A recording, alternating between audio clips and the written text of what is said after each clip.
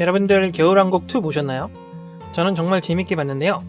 다른 사람들은 이 영화를 어떻게 생각하는지 평점과 댓글을 한번 크롤링 해보도록 하겠습니다. 우선 크롤링을 위해 뷰티풀 숲이랑 리퀘스트 모듈이 필요하고요. 크롤링한 정보를 저장하기 위해서 오픈파이 엑셀 모듈도 가져오도록 하겠습니다. 자, 어느 사이트가 좋을까요? 저는 일단 네이버의 영화 코너를 목표로 정했습니다. 겨울왕국 2로 들어가서 평점 항목을 클릭하면 아래 평점과 댓글들이 보이죠. 좀 더 아래에 보시면 페이지 번호가 보입니다. 자, 이 부분의 링크를 복사해서 별도 페이지로 접속을 하게 되면 이렇게 평점 페이지만 따로 확인을 할 수 있게 됩니다. 그럼 이 주소를 활용해서 크롤링을 해볼까요? 우선 주소를 변수에 담아줍니다. 그런데 주소가 너무 길죠? 적당한 위치에서 엔터를 쳐주면 알아서 형식에 맞게 변환이 됩니다. 주소를 살짝 분석해보면 코드 옆 숫자가 영화에 해당하고요. only actual 포인트가 관람 여부, only 스포일러 포인트가 스포일러 여부, 자, 오더는 정렬 기준인데 지금은 공감 순으로 되어 있습니다. 아무튼 이 주소와 리퀘스트를 활용해서 페이지 코드를 전부 받아옵니다. 받은 코드 역시 변수에 저장해 둬야겠죠. 이제 가장 먼저 해야 할 일은 평점이 몇 건이나 되는지를 파악하는 것이죠. 자, F12키를 누르고 평점 부분을 체크해보면 해당 요소의 태그를 확인할 수 있습니다. 전부 분석을 할 수 있다면 좋겠지만 일단은 여기서 오른클릭해서 카피 셀렉터를 선택하면 됩니다. 자, 복사된 셀렉터를 셀렉트 함수에 넣어주면 해당 셀렉터를 가진 모든 요소가 리스트 형태로 저장됩니다. 평점 개수를 나타내는 요소는 실제로 하나밖에 없지만 그래도 리스트로 저장이 되니까 주의하셔야겠죠? 자, 한번 출력을 해보면 대괄호로 감싸져 있는 걸 확인할 수 있죠. 때문에 인덱스를 활용해서 꺼내줍니다. 자, 태그 안에 있는 요소에 접근하기 위해서는 콘텐츠 속성을 이용합니다. 그런데 저 쉼표가 걸리네요. 자, 리플레이스 함수로 쉼표를 없애서 순수한 숫자만 남길 수 있도록 하죠. 자, 이번엔 엑셀을 준비해볼까요? 엑셀 객체를 생성하고 겨울왕국 2라는 시트를 만들어서 제일 앞에 위치시킵니다. 자, 행값은 2부터 시작할 건데요. 이유는 당연히 첫 줄엔 필드명들이 들어가야 하기 때문이죠. 자, 첫 줄의 각각의 위치에 알맞은 필드명이 입력되도록 프로그래밍 해줍니다. 자, 이제 본격적인 크롤링을 해볼까요? 자, 우선 반복을 위한 포문이 필요합니다. 댓글이 페이지당 10개씩이기 때문에 CNT 값을 10으로 나눈 뒤에 정수 값을 구해줍니다. 자, 1을 더하는 이유는 레인지가 마지막 값 바로 전까지만 범위를 잡기 때문에 마지막 값을 범위에 포함시키기 위해서고요. CNT가 현재 문자열이기 때문에 변환을 위해서 int 함수로 감싸줍니다. 자, 그런데 현재 이 수식에 약간의 오류가 있습니다. 괄호 위치가 이상하죠? 여러분이 직접 오류를 찾아보시면 좋을 것 같네요.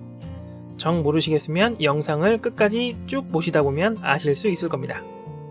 자, 아무튼 이렇게 만든 포문에서 X값이 어떻게 활용되냐면 바로 페이지 매개 변수입니다. 자, 평점 페이지의 이 페이지를 눌러보면 주소에 페이지 값이 추가되는 걸 확인할 수 있죠. 이 숫자 부분을 바꿔주면 페이지가 바뀌는데 이 부분에 X를 활용해서 페이지를 넘겨보도록 하겠습니다.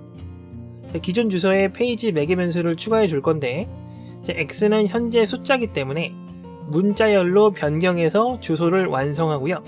이 주소로 다시 코드를 받아서 저장합니다. 다음으로 평점과 댓글, 공감 데이터를 가져와야겠죠? 아까랑 같은 방식으로 요소들을 선택하고 카피 셀렉터를 선택하면 됩니다.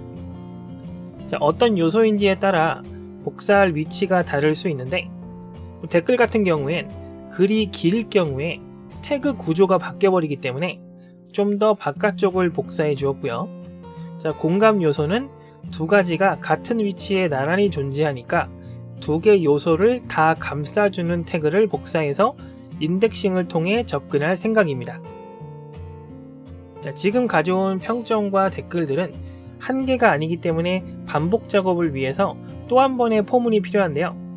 가져온 댓글의 개수를 이용해서 반복 작업을 합니다. 어차피 페이지당 댓글 수가 10개니까 10이라고 할 수도 있지만 마지막 페이지는 10개가 아닐 수도 있죠. 자, len 함수를 사용하는 게 좀 더 정확할 겁니다. 평점과 좋아요, 싫어요 값을 적절한 셀에 입력할 수 있도록 코드를 작성합니다. 자, 좀 전에 저처럼 프린트 함수를 이용해서 원하는 데이터가 나올 수 있도록 적절한 인덱싱 값을 찾는 노력이 필요합니다. 사실 크롤링은 이 부분이 가장 핵심이죠. 많은 경험이 필요합니다. 좋아요와 싫어요의 비율을 구하는 법은 그냥 서로 나누면 되지만 문제는 0이 있을 수 있다는 점입니다. 0을 나누거나 0으로 나누게 되면 오류가 발생하거든요. 그래서 둘 중 하나라도 0이면 비율을 구하지 않고 그냥 1로 입력하고요. 그렇지 않은 경우에는 비율을 구해서 입력합니다. 이렇게 데이터를 우리의 의도에 맞게 가공하는 것이 참 쉽지가 않죠. 댓글 역시 마찬가지입니다. 우선 댓글의 경우 좌우 공백을 없애서 임시 변수에 저장합니다. 그런데 지금 보시는 것처럼 댓글을 길게 적을 경우엔 태그 구조가 달라지기 때문에 임시 변수에는 댓글이 아니라 공백이 저장됩니다. 때문에 공백일 경우엔 다른 접근 방법을 찾아서 별도로 저장을 해야 하는데 내용이 길 경우엔 원본 문자열이 특정 태그의 속성에 지정되어 있으니 인덱싱이 아니라 속성값을 이용해서 접근합니다. 자, 이 부분 역시 여러 경험을 해봐야 알 수 있는 부분이 되겠죠. 따로 규칙이 있는 게 아니라서 알려드릴 수 있는 방법이 없는 게 안타깝네요. 아무튼 그런데 왜 예외 처리를 해줬을까요? 이 공백인 경우가 글이 너무 긴 경우도 있지만 댓글을 아예 안 적는 경우도 있겠죠. 그럴 경우엔 속성값을 이용해서 접근을 하면 당연히 오류가 나기 때문에 별도의 처리를 해두는 겁니다. 마지막으로 별 문제가 없다면 댓글을 엑셀에 입력하고 행값을 1 증가시키면 됩니다. 반복이 끝나면 겨울왕국2로 저장하고 프로그램을 마무리합니다. 오류가 나죠? 앞에서 이야기했던 포문 때문에 그런데요. 자, int 함수를 적절히 수정해주면 정상적으로 실행이 됩니다. 자, 실행이 완료되면 엑셀 파일이 생성되겠죠. 자, 결과를 확인하면서 마무리하겠습니다. 지금까지 리턴젤이었습니다. 감사합니다.